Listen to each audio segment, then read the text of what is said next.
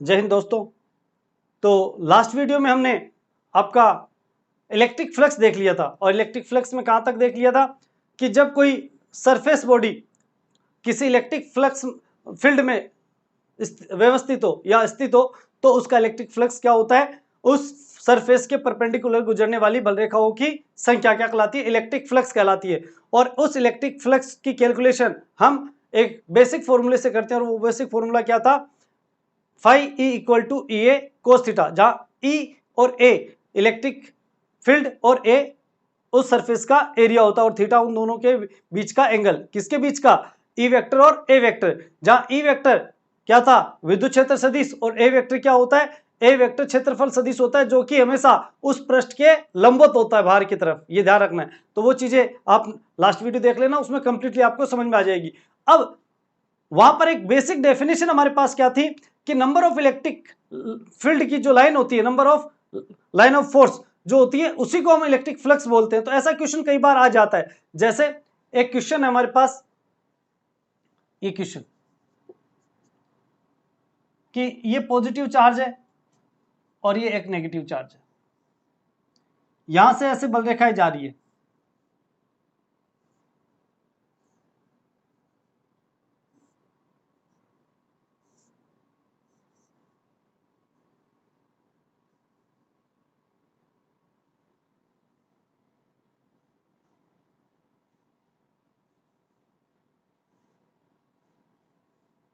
और क्वेश्चन पूछा जाता है यहां नंबर 1 डालकर और यहां नंबर 2 डालकर, यहां पूछा जाता है कि बिंदु 1 व 2 पर फ्लक्स का अनुपात क्या होगा।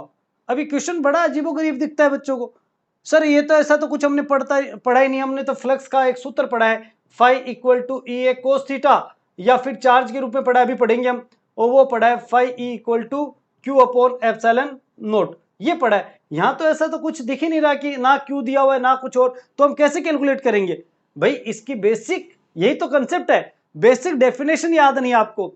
डेफिनेशन क्या है फ्लक्स की, किसी भी वस्तु के पृष्ठ से गुजरने वाली लंबवत बल रेखाओं की संख्या क्या कहलाती है, लंबवत, ध्यान रखना, perpendicular electric line of force की जो नंबर है वो क्या कहलाता है, इलेक्ट्रिक फ्लक्स कहलाता है। और याद कीजिए मैंने चार्ज की प्रॉपर्टीज में एक पॉइंट बताया था, क्या, sorry, electric line of force की प्रॉपर्टीज में क्या, कि इलेक्ट्रिक लाइन ऑफ फोर्स जो है वो हमेशा चार्ज से इंसर्ट होते समय या आउटवर्ड होते समय सदैव उसकी पृष्ठ पर 90 डिग्री का एंगल बनाएगी, कितना बनाएगी, 90 डिग्री। इसका मतलब इस चार्ज पर ये सभी बल रेखाएं जो वो परपेंडिकुलर है, और इस चार्ज पर ये सभी रेखाएं क्या है, परपेंडिकुलर है। इसका मतलब इन दोनों पॉइंटों पर, पॉइंट नंबर 1 और पॉइंट नंबर 2 पर जो number of electric line of force है वही किसको बता रही है, इलेक्ट्रिक फ्लक्स को बता रही है। तो यहां पर electric number of electric line of force कितना है, 1 2 3 4 5, और यहां पर कितना है, 1 2 3 4। इसका मतलब फाइव 1 की वैल्यू जो वो तो कितनी है, 5,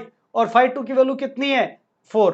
तो इन दोनों का रेशियो क्या आ जाएगा, five 1 upon five 2 equal to 5 upon 4, यानी इसका जो रेशियो आएगा वो आएगा 5 अपॉन 4। और ये क्वेश्चन बहुत बार कंपटीशन एग्जाम में पूछा गया है, ये ध्यान होना चाहिए कि अगर डायग्राम में आपको किसी सरफेस से गुजरने वाली perpendicular electric line of force दे रखी है तो उनके number of electric line of force जो होगा वही किसको बताता है, इलेक्ट्रिक फ्लक्स को बताता है। ठीक है, चलिए, तो ये फ्लक्स का जो पिछली क्लास थी हमारी उसी पे आधारित ये था क्वेश्चन। अब हम बात करते हैं कि क्लोज बॉडी के अंदर अगर कोई चार्ज हो तो उससे रिलेटेड फ्लक्स क्या होगा। तो उससे रिलेटेड फ्लक्स का जो फॉर्मूला होता है वो होता है phi E equal to Q upon epsilon naught. ये भी एक कंसेप्ट है और ये आगे चल के गाउसेस लॉ में बताऊंगा। ये गाउस लॉ से आता है, किससे आता है, गाउस लॉ से, कि किसी क्लोज सरफेस से अगर कोई चार्ज परिबद्ध होता है यानी वो चार्ज उसके अंदर होता है तो उससे सरफेस से रिलेटेड फ्लक्स क्या होगा। जैसे फॉर एग्जांपल ध्यान दीजिएगा, जैसे मेरे पास ये एक सरफेस है और यहां पर कोई चार्ज है Q, और इसको मैं पूरा इस तरह से क्लोज कर देता हूं तो ये क्लोज हो गया ऊपर नीचे दोनों तरफ से। तो इस कोई चार्ज जब क्लोज होता है तो वो किसी सरफेस से क्लोज होता है, तो इस पूरी सरफेस से, ये जितनी भी पूरी सरफेस है, ये एक तरह से गोला हो गया मान लीजिए, इस सरफेस से रिलेटेड फ्लक्स क्या होगा। फ्लक्स का मतलब इससे लंबवत गुजरने वाली बल रेखाओं की संख्या। तो हम जानते हैं कि ये धनावेश है यानी पॉजिटिव चार्ज है, तो इससे इलेक्ट्रिक लाइन ऑफ फोर्स है वो ऐसे बाहर निकलेगी। क्या होगी? ऐसे बाहर निकलेगी और सभी डायरेक्शन में निकलेगी पूरी 360 डिग्री एंगल पर। ठीक है, और पूरी 360 ही नहीं, ये 3D में निकलेगी। जैसे बल्ब से लाइट निकलती है, प्रकाश किरणें, वैसे सभी डायरेक्शन में। इसका मतलब इससे जो number of electric line of force गुजरेगी वही क्या कहलाएगी? इसका फ्लक्स कहलाएगी। लेकिन मैथमेटिकल रूप से इसकी जो वैल्यू आती है वो इस क्लोज्ड सरफेस यानी बंद सतह के अंदर जितना नेट चार्ज होता है, क्यू नेट का मतलब इस पर अगर इसके अंदर अगर पॉजिटिव और नेगेटिव चार्ज दोनों है तो एडिंग रूल के अकॉर्डिंग उनको ऐड किया जाएगा, वैसे उनको अलजेब्रिक सम किया जाएगा प्लस माइनस जोड़ते हुए, और जो नेट चार्ज होगा उसके अकॉर्डिंग इसका फ्लक्स होगा Q net upon epsilon naught. ये कहलाएगा इसका विद्युत फ्लक्स। ये बेसिक फॉर्मूला आपको ध्यान होना चाहिए, क्या कि किसी बंद सरफेस या बंद बॉडी से रिलेटेड फ्लक्स का जो मान होगा इलेक्ट्रिक फ्लक्स का वो कितना होगा? उस सरफेस के अंदर नेट चार्ज का 1 अपॉन एप्सिलॉन नोट गुना, यानी Q net upon epsilon naught. ये कहलाएगा इलेक्ट्रिक फ्लक्स। आई थिंक सबको समझ में आया होगा ये। अब ये फॉर्मूला आया कहां से? तो ये फॉर्मूला दिया था गाउस ने। किसने दिया था? गाउस ने। वो हम गाउसेस लॉ में देखेंगे। ठीक है, अब इस फॉर्मूले पे बेस्ट क्वेश्चन जब आते हैं तो इसकी कुछ कंडीशंस है और वो आपको ध्यान रखनी है। कंडीशंस नंबर 1 क्या है? ये गाउसेस लॉ में फिर से बताऊंगा कि पहली चीज तो ये चार्ज पूरा का पूरा क्लोज होना चाहिए। अगर ये बंद नहीं है तो हम इसके कारण चार्ज का जो फ्लक्स होगा उसकी कैलकुलेशन नहीं कर सकते। यानी कि जैसे ध्यान दीजिएगा,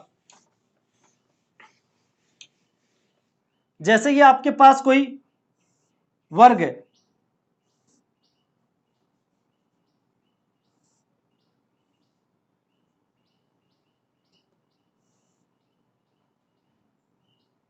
इसकी भुजा है ए,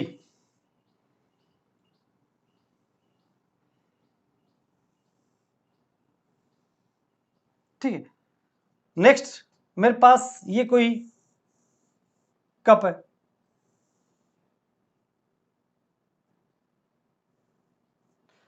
और यहां पर चार्ज है, और एक चार्ज इससे ऊपर थोड़ा सा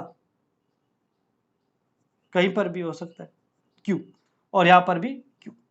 और आपको दोनों बॉडियों से रिलेटेड फ्लक्स पूछ लिया, इस बॉडी से भी और इस बॉडी से भी, तो हम नहीं कैलकुलेट कर पाएंगे। क्यों? क्योंकि कैलकुलेट करने के लिए चार्ज का पूर्ण रूप से ढका हुआ होना जरूरी है। जब तक चार्ज कंप्लीटली क्लोज्ड नहीं है तब तक हम इसका इलेक्ट्रिक फ्लक्स कैलकुलेट नहीं कर सकते। तो इसके लिए करेंगे क्या? तो इसके लिए फर्स्ट पॉइंट क्या करेंगे? उस चार्ज को सेम सरफेस लेकर के, कैसी सेम सरफेस लेकर के उसको क्लोज करेंगे। भले उसके लिए हमें एक्स्ट्रा कितनी भी सरफेस चाहिए, भले 1 चाहिए, 2 चाहिए, 3, जितनी भी चाहिए उतनी सेम सरफेस लेकर के उसको क्लोज करेंगे। सेकंड, नेट जो फ्लक्स आता है, नेट जो फ्लक्स आता है क्यू अपॉन एप्सिलॉन नोट, उसको बराबर बराबर बांट देंगे, यानी इक्वल इक्वल डिवाइड कर देंगे, बराबर बराबर। अरिजी सर में कैसे? जैसे ये इसको ढकने के लिए सेम ऐसी ही बॉडी चाहिए हमें एक और, तो देखो ऐसी ही बॉडी मैंने ली और इसको ढक दिया। अब आप देखिए कितनी बॉडी लगी हमारी, कितनी सरफेस लगी? 2 लगी, दोनों सेम है। और इस चार्ज का जो नेट फ्लक्स होता है, यानी इस पूरी बॉडी का जो नेट फ्लक्स है फाई नेट, वो कितना आएगा? क्यू अपॉन एप्सिलॉन नोट, कुल चार्ज का। लेकिन ये 2 सरफेस से ढका हुआ, इसलिए इस फ्लक्स को बराबर बराबर डिवाइड कर देंगे, तो नीचे वाली सरफेस का भी आएगा कितना? Phi equal to Q upon 2 epsilon naught. इस टोटल का आधा कर देंगे, और इसका भी उतना ही रहेगा, क्यू अपॉन 2 एप्सिलॉन नोट। ये आ जाएगा अरिची सर में। तो बराबर बराबर इसमें डिवाइड कर देंगे। तो पहली चीज सेम सरफेस से ढकेंगे, दूसरा सभी सरफेस में जो नेट फ्लक्स है उसको बराबर बराबर डिवाइड कर देंगे। अब यहां पर तो ये वर्गाकार है, तो वर्गाकार जैसे मान लीजिए आपके पास कोई प्लॉट है अरिची सर में, उस प्लॉट को ढकना है तो इसका मतलब छत बनानी पड़ेगी, और छत बनाने के लिए 4 दीवार भी चाहिए। क्या चाहिए? 4 दीवार भी। तो 4 दीवार एक छत कितनी हो गई? 5, और पांचों सेम होगी, यानी वो ये वर्ग है तो वो भी कैसी होगी? वर्गाकार। तो ऐसी 4 बॉडी लेंगे, 1 2 3 4 और ये 5, एक घन बन गया एक तरह से। क्या बन गया, घन। और इस घन में कितनी सरफेस है, 6, कितनी है, 6 सरफेस। और इसका जो कुल फ्लक्स आएगा इस घन से, जो बल रेखा ऐसे बाहर निकलेगी इस चार्ज की, ऐसे चारों तरफ, ऐसे इलेक्ट्रिक लाइन ऑफ फोर्स चारों तरफ निकलेगी ऐसे, अरे जैसे उस फ्लक्स का जो कुल मान होगा वो कितना होगा, Q अपॉन एप्सिलॉन नॉट। कितना होगा, Q अपॉन एप्सिलॉन नॉट। अब Q अपॉन एप्सिलॉन नॉट कुल इस पूरे घन से, यानी ये जो क्यूब है इस पूरे क्यूब से रिलेटेड फ्लक्स है, तो एक सरफेस से कितना होगा, तो 6 सरफेस से ये, तो एक सरफेस से कितना आएगा, 5 days equal to Q upon 6 epsilon naught. इस पॉइंट को समझना ढंग से। ये जो चार्ज था Q, इसका जो कुल नेट फ्लक्स है Q अपॉन एप्सिलॉन नॉट, ये कितनी सरफेस से रिलेटेड है, 6 से। कितनी से, 6 से।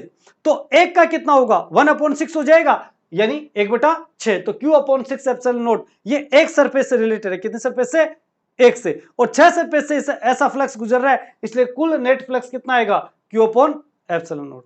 तो हमेशा ध्यान रखना, जब भी चार्ज पर डिपेंड क्वेश्चन होगा तो सबसे पहला काम क्या करेंगे, उस चार्ज को सेम सरफेस लेकर के उसको ढक देंगे, और फिर जो नेट फ्लक्स होगा Q अपॉन एप्सिलॉन नॉट, उसको जितनी सरफेस यूज होती है उसमें इक्वली डिवाइड कर देंगे। तो ये हो गया हमारे पास फ्लक्स पे आधारित क्वेश्चन। अब एक बिल्कुल अच्छा कंसेप्ट में ले रहा हूं, और वो ले रहा हूं घन का, क्यूब का। क्यूब पे रिलेटेड क्वेश्चन बहुत आते हैं, ठीक है, इसलिए हम क्यूब के ही क्वेश्चन यहां पर देखने वाले हैं, ठीक है। तो देखते हैं हम क्यूब पे आधारित।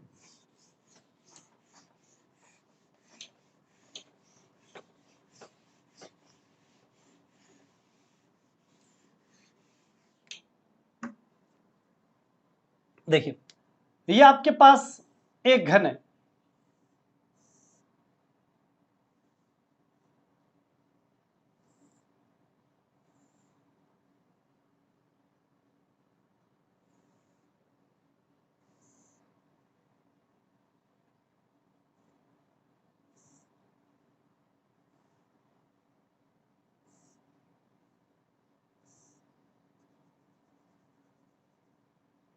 इस घन में कोनों की अगर संख्या पूछी जाए तो इसमें कितने कोने होते हैं, 8। कितने होते हैं, 8 कोने। कोने का मतलब कॉर्नर, सॉरी कॉर्नर अलग चीज है, और कॉर्नर को किनारे भी बोलते हैं, ठीक है, लेकिन ये कोने। तो कोने की संख्या पूछी जाए एक घन में, कोने, तो वो कितने होते हैं, 8। और ये किनारे कहलाते हैं, क्या कहलाते हैं, किनारे। इनको कई बार कॉर्नर भी लिखा आता है, कॉर्नर।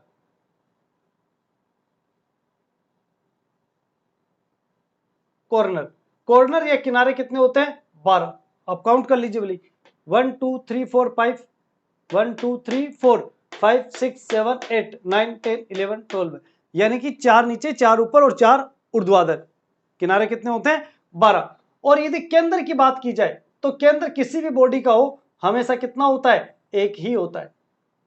और एक आता है सरफेस, ये जो आपको दिख रहा है इसकी छत है जैसे, तो ऐसी सतह यानी छत, और ये जैसे ये सरफेस है, तो ये सरफेस कितनी होती है, जिसे हम सतह बोल सकते हैं, क्या बोल सकते हैं, सतह या फलक।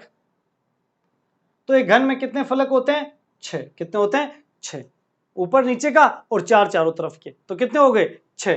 कितने होते हैं, 6। तो एक घन के ये पैरामीटर आपको ध्यान रखने। और एक चार्ज क्यू को अब कहां कहां रख करके फ्लक्स पूछा जा सकता है, बहुत इंपॉर्टेंट क्वेश्चन है।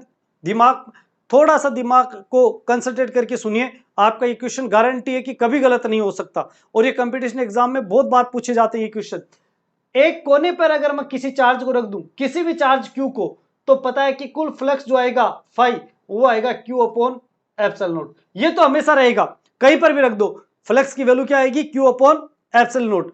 लेकिन अब कोने पे रख करके अगर घन से संबंधित पूछा जाए, तो देखिए ये चार्ज पूरा तो घन के अंदर है नहीं, ये कोने पर है, इसका मतलब इसका कुछ ही हिस्सा घन के अंदर है, बाकी हिस्सा कहां है, घन के बाहर है, क्यूब के बाहर है। तो हम क्या करेंगे, इसको एक बड़ी बॉडी बनाकर के इसको समझते हैं, ध्यान दीजिएगा।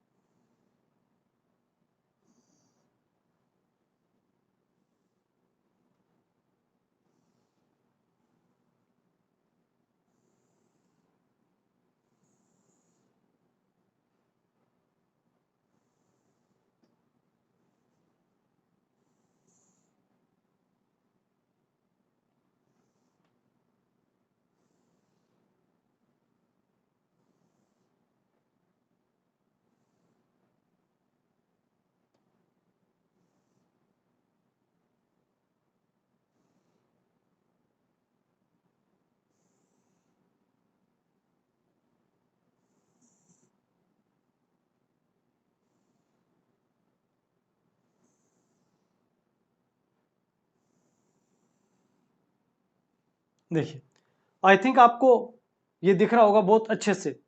घन के कोने का मतलब मैं इस घन को ले लेता हूं, ये वाला घन दिख रहा है सबको। ये 8 घन रखे हुए हैं यहाँ पे। कितने घन रखे हुए हैं? 8 घन। इस घन के कोने पर यहां अगर कोई आवेश रखा जाता है तो ये आवेश कितने घन में डिवाइड होगा? 8 में, निश्चित रूप से। जैसे आपके कमरा है, इस कमरे का एक कोना है तो पास में एक कमरा होगा, अरे ये कमरा, 2 हो गए, और 2 इनके पैरेलल होंगे, कितने हो गए? 4, और 4 ही इनके ऊपर, तो कितने हो गए? 8। और यहां बीच में कोई पत्थर रखा हुआ है तो वो पत्थर कितने कमरों को टच कर रहा है?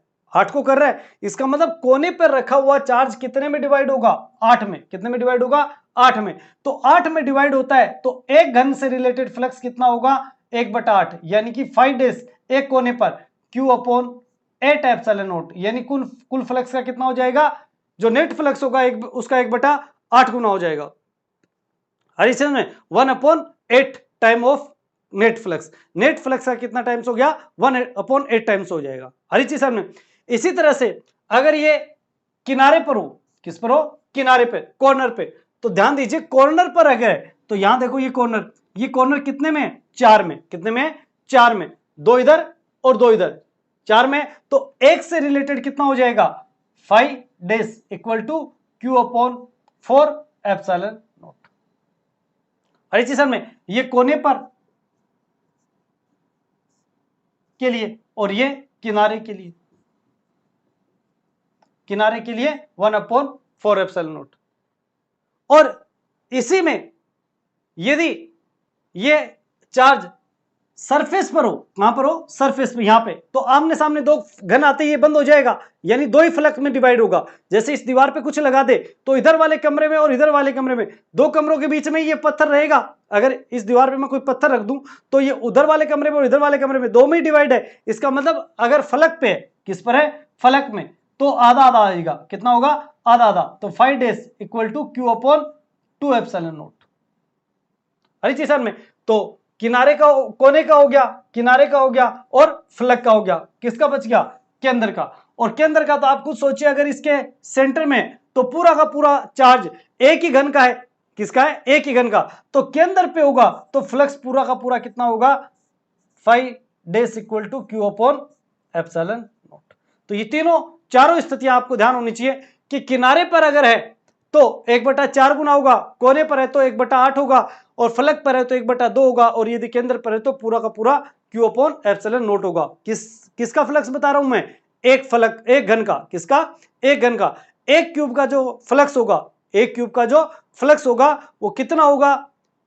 चार्ज की स्थिति के अनुसार, यानी चार्ज कहां प्रेजेंट है, तो जहां प्रेजेंट होगा, प्रेजेंस होगा, सॉरी, ठीक है, जहां प्रेजेंट होगा उसके अकॉर्डिंग उसका फ्लक्स कैलकुलेट होगा। अगर चार्ज कोने पे प्रेजेंट है तो Q/8 एप्सिलॉन नॉट एक घन से रिलेटेड, और यदि किनारे पर है तो 1/4, और यदि फलक पर है तो 1/2, और यदि केंद्र पर है तो पूरा का पूरा Q/एप्सिलॉन नॉट।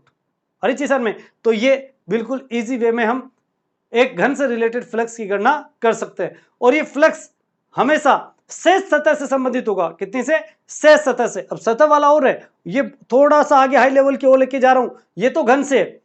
अब ये फ्लक्स जो होगा वो उन्हीं सतह से रिलेटेड होगा जितनी सतह को ये स्पर्श नहीं करता, चार्ज स्पर्श नहीं करता। तो ध्यान दीजिए, जैसे कोने पे कोई चार्ज है, हर चीज में, तो कोने पे कोई चार्ज है तो वो कितनी सतह को स्पर्श कर रहा है? 3 को, 1 2 और पीछे वाली 3, और टोटल सतह कितनी होती है?